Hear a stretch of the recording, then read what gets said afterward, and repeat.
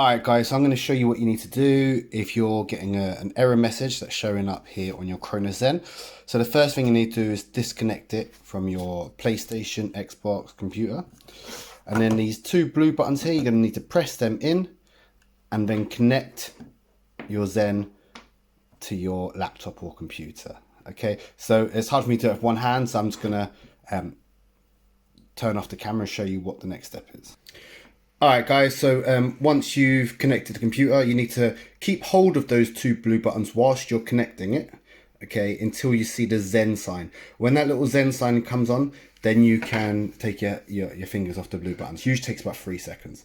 Once you've done that, just disconnect it, guys. Alright, and now what we're going to do is press this reset button here. We're going to reset it. So you need to hold in that reset button, push it in, and whilst you're holding it in, then you're going to connect it to your computer. So I'm going to do that now, guys. So once you've connected it, this should come up, Zen bootloader. As soon as that comes up, then you can let go of the reset button. And then the next step is to go onto the computer and then to sort out the software. And I'm going to show you now what you need to do on your computer to sort out your Zen.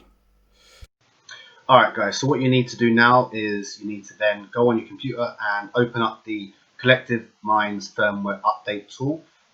You can download this off of, you can literally type that into Google and you'll be able to download this software. But when you've got the Zen and when you first bought it and you're setting up, you'll download this software. So you should have this on your computer somewhere. If not, it's super easy to download. So once you've plugged it in and you've opened up, so you've done the previous steps I've talked about, you've opened up this tool and you'll click the Zen here, okay?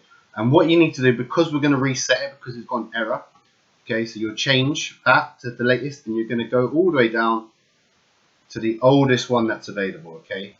So go all the way down to the oldest one available and you're now going to download the oldest software. And you're going to update it with the oldest software. So what we're going to do is basically take it back to factory settings, and then we're going to once it's done that, and then we're going to re-download the latest software. So that's all done. So what we need to do now is disconnect the Zen. We're going to redo the previous steps that I showed you previously, and then we're going to download the new software again, and that should sort out the problems. Alright guys, so what we need to do now is to redo the steps 1 and 2. So we need to again hold down these two buttons and then connect it to your laptop. So I'm going to do that now.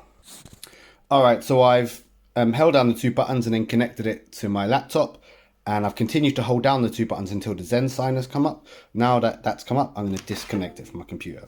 And now the next step, exactly the same as previously, we're going to hold down this button, and whilst holding it, making sure that you hold it down throughout this process, you're going to connect it to your computer. So make sure you're still holding that button, pressing it down whilst you connect it. So I'm going to do that now, guys.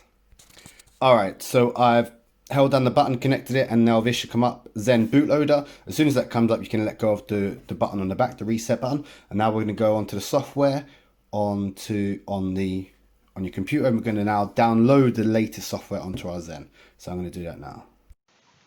So the next step is to go back onto the Collective Minds firmware update tool, and we're now going to put on the latest software. So we're going to click on our Zen. We're going to keep this on the latest version available because we want to download now the latest version available. Just press continue, update it, and that should just take a few seconds whilst it's updating the latest version.